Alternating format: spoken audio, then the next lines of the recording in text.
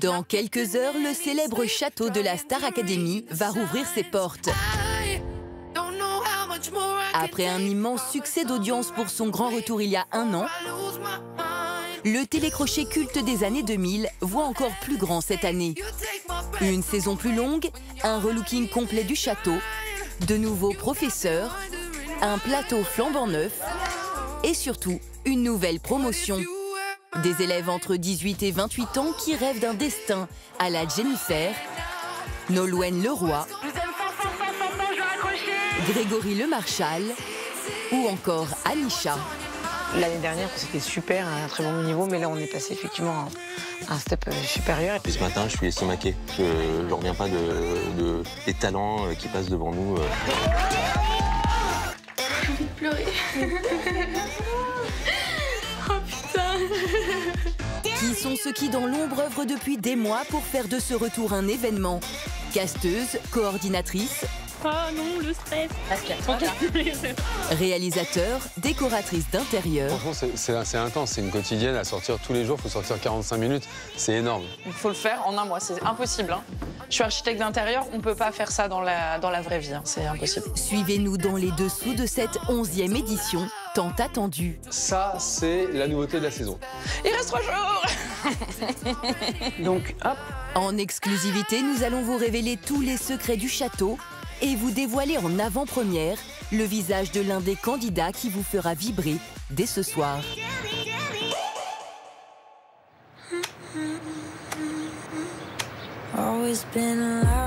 Une nouvelle page s'ouvre à Damary-les-Lys pour le château le plus connu de France. Depuis 15 jours, il est en pleine rénovation et c'est Joséphine Gade, architecte d'intérieur, qui a la lourde tâche de relooker entièrement ce personnage incontournable de l'émission. C'est la 2e année qu'elle occupe cette fonction. Alors le château, elle le connaît bien. Ici, tout est faux. Ça, c'est du faux parce que derrière, on a le décor d'origine, en fait, ici. On voit toutes les couleurs qu'il y a eu dans le château. Il y avait sûrement du bleu une année. Ici, on a du violet. Et on a les dorures qu'ils avaient fait à l'époque. Et le propriétaire voulait pas qu'on y touche, donc on a doublé toute la pièce comme ça. Allez, tu viens vers moi. L'année dernière, cette pièce, elle était bleu ciel. C'était assez lumineux. Cette année, on voulait donner une couleur un petit peu plus sourde, plus sombre, parce que c'est l'hiver. Donc on veut donner un côté plus chaleureux à la pièce. Parce qu'il va peut-être neiger pendant la Starac cette année, on ne sait pas. Faudra faire un feu de cheminée. Même lorsque Joséphine aura terminé son installation, il lui faudra tout recommencer dans quelques semaines. Car, et c'est l'une des nouveautés de cette saison, la promotion passera Noël au château. C'est un peu une surprise pour les élèves, donc faut pas dire. Mais je vais vous dire quand même. On va mettre normalement là-bas dans le fond, devant la fenêtre, un très grand sapin, vraiment qui va sûrement toucher le plafond.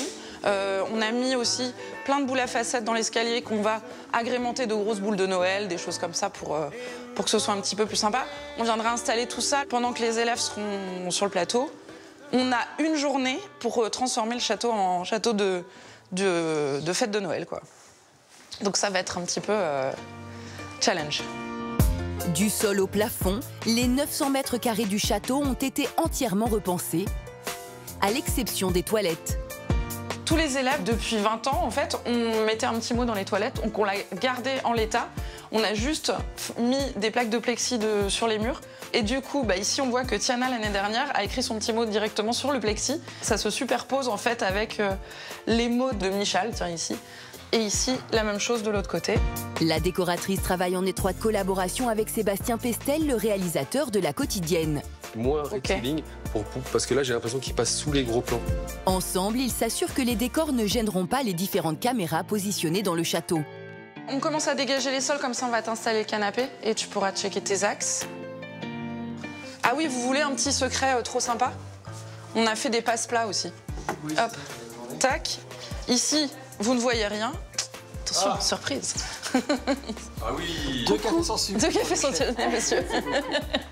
On ne l'avait pas en saison 1, mais ça c'est très important parce que ça permet finalement, notamment à Joanne, qui est l'assistant réel de l'émission, de pouvoir passer des choses aux candidats sans que nous ayons à les voir. Parce que le but du jeu, c'est vraiment que nous, on n'ait pas d'interaction avec eux. Leur objectif, éviter tout contact avec les académiciens.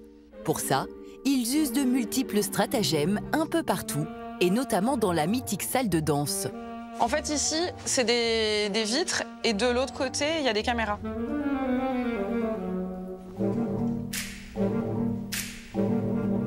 Et Sébastien, moquette noire au sol, ici. Moquette noire au sol. Ouais. On va faire aussi pendre du tapse noir, une sorte de tissu noir très opaque, pour ne laisser que la place de l'objectif, parce que sinon, ce qui se passe, c'est que dès qu'il y a la lumière, comme là, et que la lumière passe, on voit tout dans le miroir. Voilà. Et comme là, ici, on filme tous les élèves, on n'est pas censé avoir la moindre réflexion.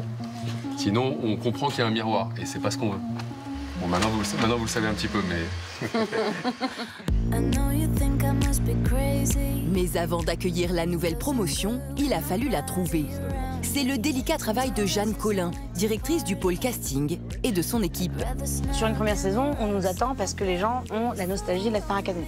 Effectivement, quand on arrive sur une saison 2, on a peur de la comparaison. C'est un gros enjeu parce que finalement, ce casting, s'il ne fonctionne pas, c'est les gens qui vont être déçus sur les primes et sur les interprétations de chansons.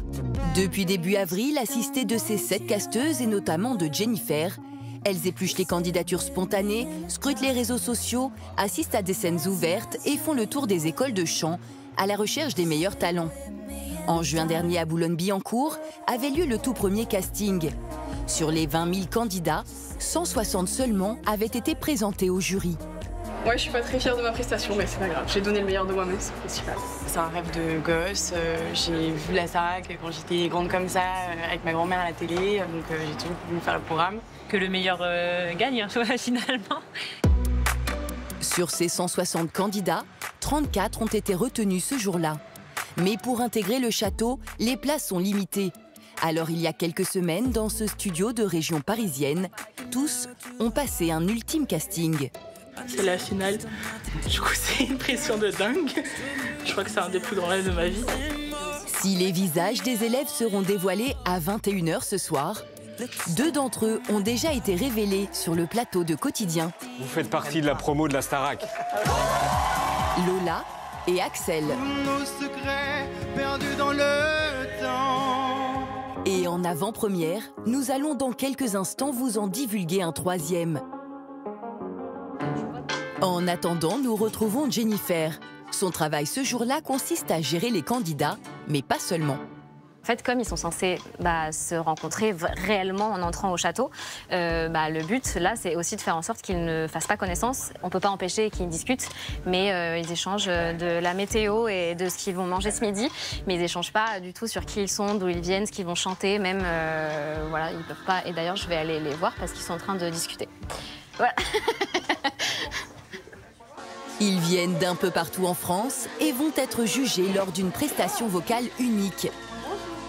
Face à un parterre de professionnels, et notamment Michael Goldman qui reprend son poste de directeur. Dès la première saison, j'avais demandé à assister à tous les castings parce que ça m'intéressait. Et c'est devenu maintenant une habitude. Donc, ouais, je suis ravi d'être là, je trouve ça même important pour moi. Ouais. Est-ce que c'est bon pour vous les garçons? Oui? Super. Allez, go. On va accueillir Manon. Sur les 34 candidats qui se succèdent, 13 seulement vont intégrer le château.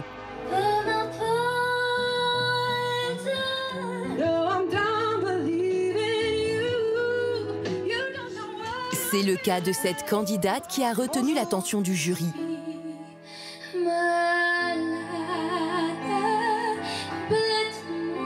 Et en exclusivité pour la toute première fois, voici son visage.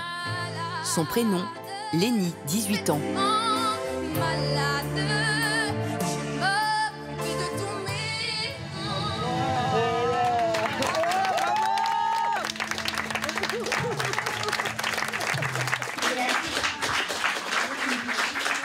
Merci Lénie. Et Lénie n'est pas au bout de ses émotions.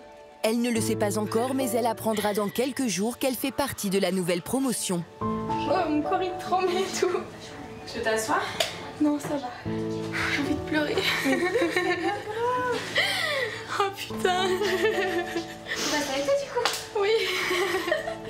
Dans Dans un instant, nous vous dévoilerons aussi le tout nouveau plateau de la Star Academy avec les anciens et les nouveaux professeurs.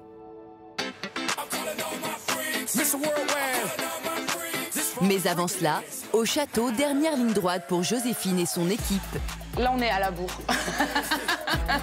Là, on est à la bourre, on a chaud. Alors qu'il fait pas chaud, on court partout. Parce qu'il faut préparer les pièces, il y en a beaucoup. Il faut préparer les pièces les unes après les autres. Donc c'est un peu le rush. Non, c'est pour le bureau du directeur, ça. Et tu sais quoi, on en tourne un ou deux pour pas qu'ils aient l'air tous pareils, tu sais. Voilà. Parce que là, le réalisateur est pressé. Si les élèves n'arrivent que dans une semaine, Joséphine, elle, doit avoir tout terminé aujourd'hui. Sébastien, le réalisateur, commence le tournage des beauties, des jolis plans du domaine qui serviront lors des quotidiennes. Il manque les pieds sur les remotes. T'as un pied là et en bas qui va être ajouté. Dans ce château, les élèves seront filmés 19 heures sur 24. Dans les jardins, les salles de cours, mais aussi dans tous les espaces communs. Pas moins de 64 caméras sont installées. Ça bosse tous les jours, toute la journée, et ça bosse aussi toute la nuit pour pouvoir livrer à temps à TF1 l'épisode du lendemain. C'est vraiment un gros barnum. Ils sont 70 à travailler dans l'ombre, dont une dizaine sous la houlette de Sébastien. C'est dans cette régie vidéo, strictement réservée à la production, que tout se joue pour eux. Voilà, donc là ici, c'est un peu le cœur du système, quoi, tu vois. Là, tu as tout le dispositif qui va nous servir à enregistrer la vie de nos élèves. Le but étant évidemment qu'on puisse voir nos élèves à peu près partout là où ils se trouvent. Pour cette mission, le réalisateur est assisté entre autres de Laurent, qui est en charge de contrôler les caméras à distance. Moi, voilà, je peux directement dire, tiens, là, je vais aller faire un gros plan sur le professeur qui sera là, par exemple, pour le débrief, sur cette caméra. Et puis, pendant ce temps-là, sur la caméra 23, faire un plan de situation. Et puis, sur la 24, aller zoomer sur l'élève dont il est question et qui est en train d'échanger avec le professeur. De nouvelles caméras ont fait leur apparition cette année dans cette toute nouvelle pièce du château. Alors voilà, alors ça c'est la nouveauté de la saison. C'est une des nouveautés de la saison, c'est la salle du public. Si les élèves sont nommés, parce qu'ils sont nommés chaque semaine, il y a des élèves nommés, ils viendront faire des appels au public pour pouvoir être sauvés et pouvoir continuer l'aventure. Voilà. Et puis plus globalement, pouvoir communiquer avec leurs fans ou les internautes au sujet de leur aventure. Au même moment, Juliette Masse, la régisseuse, range les courses dans le cellier. Hop, allez. C'est ici que l'équipe stocke toute la nourriture destinée aux élèves. On leur a pris un petit kit un peu générique avec, je sais pas, il doit y avoir genre 5 sortes de céréales, du sans gluten, des jus, lait sans lactose, lait avec lactose. Pour l'instant, voilà, on les connaît pas, donc on fait un basique. Allez. Une fois dans le château, les académiciens pourront dresser une liste avec leurs demandes spécifiques. Tous les matins, en fait, on ouvre la cuisine avant qu'ils se réveillent. Donc on rentre ici et on fait ce qu'on a à faire, on change, on remplit les bouteilles de lait, on nettoie un truc s'il y a besoin, etc. C'est vrai qu'on rentre dans cette cuisine seulement à des moments où ils ne sont pas là, où on est sûr qu'ils ne soient pas là pour pas les croiser. Les élèves ne croiseront jamais Juliette et les autres régisseurs qui, dans l'ombre, prendront soin d'eux tout au long de l'aventure. On surveille bien leur santé, là, ces petits. Et on a hâte qu'ils arrivent, hein. On les appelle nos enfants, des fois. Avant-hier, à J-2, c'est dans ces studios de télévision du nord de Paris que nous retrouvons la nouvelle promotion au complet. Et Pierre, c'est à toi.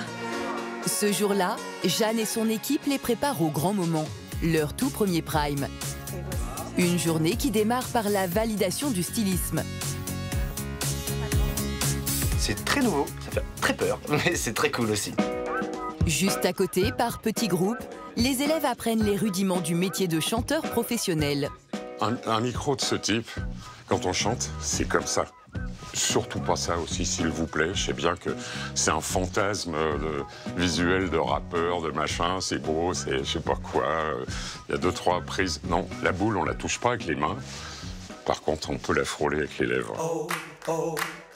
Et pour aider les apprentis à donner le meilleur d'eux-mêmes, Marlène Schaff et Lucie Bernardoni, les coachs vocales du programme, Salut, distillent leurs derniers conseils. N'oublie pas, là c'est vraiment la base, l'air, etc.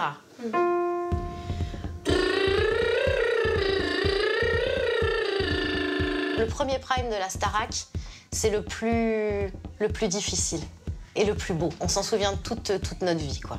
Moi, je m'en rappelle encore. Hein. J'étais comme ça et je sais comment ils sont. Oh, la même chose. 3, 4 et... Ça nous tombe dessus, on arrive là et il y a tout qui s'enchaîne en fait. Et on se dit, bon, ben là, dans 2 jours, tu passes sur le prime, ça y est, faut que tu ailles, c'est maintenant. Et ouais, il y a plein de choses qui se mélangent. Donc ouais, j'ai le stress, j'ai le trac. Un trac que les élèves évacuent à leur manière. Désolé. Papa, maman, les gars, désolé. Je sens comme une envie. Isolé. Euphoriques, ils ont encore du mal à réaliser que leur vie va basculer en entrant sur le plateau de la Star Academy. Un plateau que les professeurs et le directeur découvrent enfin pour la première fois. C'est Mathieu Vergne, le producteur, qui leur fait la visite et leur explique les nouveautés. Donc on est sur le plateau 217 de la Plaine Saint-Denis, un plateau 2 fois plus grand que celui de l'année dernière. 2000 mètres carrés, des écrans ultra mobiles, un cercle de lumière digne des plus grands concerts et un plateau à la technologie dernier cri. Et la grosse nouveauté, c'est les tournettes. On a 2 tournettes en dessous au sol là, et qui tournent, qui peuvent tourner dans le même sens ou dans des axes différents. On peut tester. C'est pour Malika. C'est la classe à Dallas, là. Ouais. C'est incroyable, ce plateau, là. Aux côtés des anciens professeurs, 2 nouvelles recrues. Malika Benjeloun, prof de danse, et Cécile Chaduto, prof d'expression scénique, qui, il y a 20 ans, a déjà foulé la scène de la Star Academy.